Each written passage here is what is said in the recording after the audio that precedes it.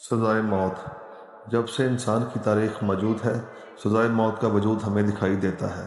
قتل، جاسوسی اور غداری وہ قدیم ترین جرائم ہیں جن پر سزائے موت دی جاتی تھی۔ یہاں تک کہ 1756 سال قبل مسیح میں موجودہ عراق میں، جہاں دنیا کی قدیم ترین بابل کی تہذیب واقع تھی، وہاں سے ملنے والی حمورابی کے ضابطہ قانون میں بھی موت کی سزاؤں کا ذکر ملتا ہے۔ موت کی سزا دینے کے لیے قرون وسطیٰ سے لے کر آج تک جو طریقہ سب سے مقبول رہا وہ پھانسی ہے۔ آج 21ویں صدی میں بھی دنیا کے جن ممالک میں سزائے موت لاگو ہے، وہاں بیشتر میں پھانسی کے ذریعے ہی فیصلے پر عمل درآمد کیا جاتا ہے۔ اس میں مجرم کی گردن کے گرد پھندا ڈال کر اسے کسی بھی اونچی جگہ سے لٹکا دیا جاتا ہے تاکہ وہ گردن کی ہڈی ٹوٹنے یا دم گھٹنے سے مر جائے۔ آج پاکستان، افغانستان، بھارت اور ایران سمیت دنیا کے کئی ممالک ایسے ہیں جہاں مختلف جرائم کے مرتکب افراد کو سزائے موت پھانسی کے ذریعے ہی دی جاتی ہے۔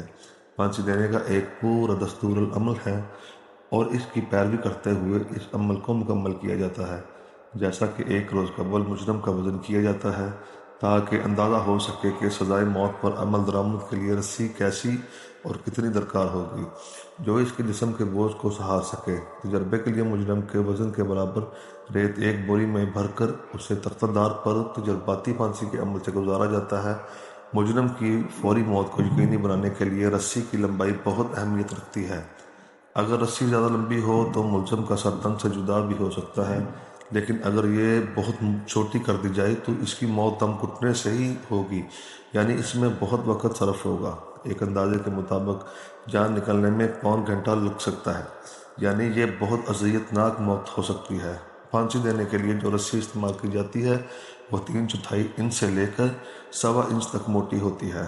اسے پھانسی سے قبل ابالا جاتا ہے اور خوب کھینچ تان کر سخت کیا جاتا ہے تاکہ اس میں لچک اور گھماؤ ختم ہو جائے۔ رسی میں جو گرہ لگائی جاتی ہے اسے موم یا صابن سے خوب چکنا کیا جاتا ہے تاکہ تختہ کھینچنے کے بعد وہ پھندے کو گردن کے گرد اچھی طرح کسنے میں مدد دے۔ پھانسی سے قبل قیدی کے ہاتھ اور ٹانگیں دونوں باندھے جاتے ہیں، آنکھوں پر پٹی باندھی جاتی ہے یا پھر چہرے کو ہی ڈھانپ دیا جاتا ہے۔ پھر پھندا اس کے گردن کے گرد ڈالنے کے بعد گرہ کو بائیں کان کے قریب رکھا جاتا ہے۔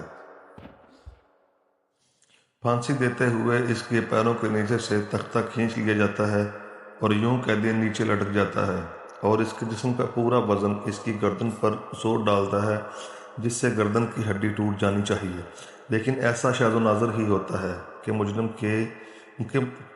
گردن کی ہڈی ٹوٹنے سے مرا ہو۔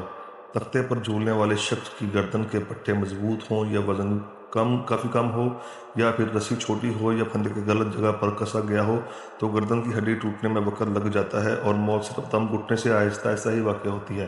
اس صورت میں چہرہ خون جمنے کی وجہ سے سوج جاتا ہے، زبان اور آنکھیں باہر نکل آتی ہیں اور مجرم تختہ دار پر تڑپ تڑپ کر جان دیتا ہے۔ تاریخ میں کئی ایسی شخصیات گزری ہیں جنہیں پھانسی کے ذریعے موت کے گھاٹ اتارا گیا۔ ان میں پاکستان کے سابق وزیر اعظم ذوالفقار علی بھٹو بھی شامل ہیں کہ جنہیں ایک قتل کے الزام میں سزائے موت دی گئی، اور 4 اپریل 1979 کو ڈیالہ جیل راولپنڈی میں انہیں پھانسی دے دی گئی۔ لیبیا کی تحریک آزادی کے عظیم رہنما عمر مختار کو 16 ستمبر 1931 کو قابض اطالوی فوج نے پھانسی کی سزا دی۔ اسی یعنی 1931 میں 23 مارچ کو لاہور میں برطانوی راج نے بھگت سنگھ اور ان کے ساتھیوں کو پھانسی دی تھی۔ 17 ستمبر 1961 کو ترکی کے سابق وزیر اعظم عدنان مینڈریس کو فوج نے آئین کی خلاف ورزی کا الزام لگا کر پھانسی دے دی۔